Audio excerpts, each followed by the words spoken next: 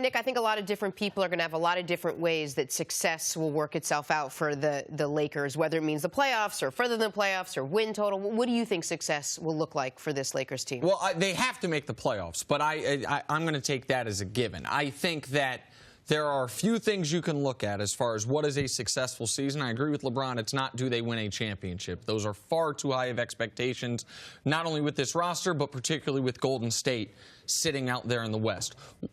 The biggest thing that they need to look for is, by the end of this year, can you legitimately say the Lakers are one star away from being able to compete for a championship? That means not only does Ingram take a step forward, does Ball continue his progression forward, does Luke Walton smooth out some of his coaching edges, but the most important part of this, at the end of this season, does LeBron James still appear to amazingly be in the prime of his career? Because if the age catches up to LeBron this year, or it looks like it has by the end of this year, then they wouldn't be one player away. Not with how good the West is, not with how good Golden State is. So what does success look like? Yeah, you make the playoffs, win a round in the playoffs, sure. But most importantly, does LeBron stay at apex LeBron like he was last year?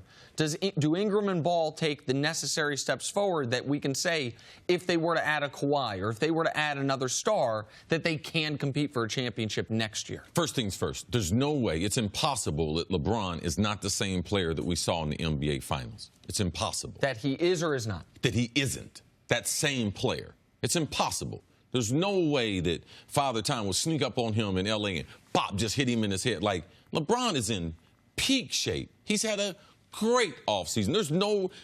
There should be nothing as far as our conversation of LeBron is getting ready to come down. We need to see a bunch of other signs. So for me, let's go back to the championship. That's the only question.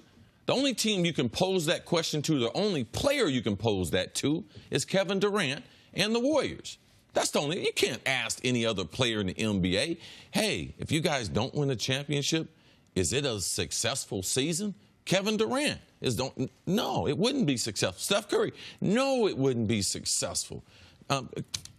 Boston and Kyrie, it'd be successful if they... Let's look at the teams from last year. New Orleans, did they have a successful season last year? Yes. Houston, did they have a successful season? Yes. Philadelphia. Absolutely. Joel Embiid, what was his numbers? Right. 27? 24 and 11 on limited minutes. Yes, right. Absolutely. And how many games did he play? What? And he played up until the end of the year when he broke his face. Boston, what about us seeing the young guns and everything getting together? Getting the Eastern Conference Finals without So we got 5 examples right there of teams that had success without winning the championship. The Lakers can have plenty of success. Are there younger players developing? How are they engaging on and off the court with LeBron? And have the optics been good enough that whoever that free agent is, that they decide that they're going to come? So there's a lot of other measuring sticks outside of playoffs, seed, and championship is not even in the question yet as far as, is that a real goal for the Lakers? Out of curiosity, do you think they make the playoffs? Yeah, if they don't make the playoffs, then what are we doing? Yeah, I would be, to C's point, I obviously also am not concerned that LeBron's going to all of a sudden come back this year a different player. I do think it's on the board that by the end of the year, he is not as good at the end of this year as he was last year because it's year 16 versus 15.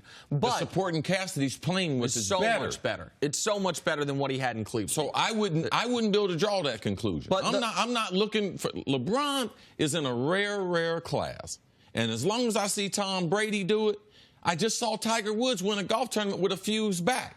Now, you're talking about being able to achieve greater things at a later age. We are in that age where guys are taking advantage of their body. We shouldn't even have that. I know Nick is LeBron, okay? But listen, Nick don't have to bake in LeBron hitting some type of wall until we see some sign, maybe an injury, maybe his minutes or something, maybe that. But we haven't had any signs that would think that LeBron is not, by a clear margin, the best basketball player in the world. I fully agree with that. I just didn't want to dismiss it as out of hand as you are, but I got no problem with you dismissing it out of hand, to be totally honest. That's my job. To answer your question, Jenna, I am shocked how many people have it on the board the Lakers don't make the playoffs. I'm shocked by it.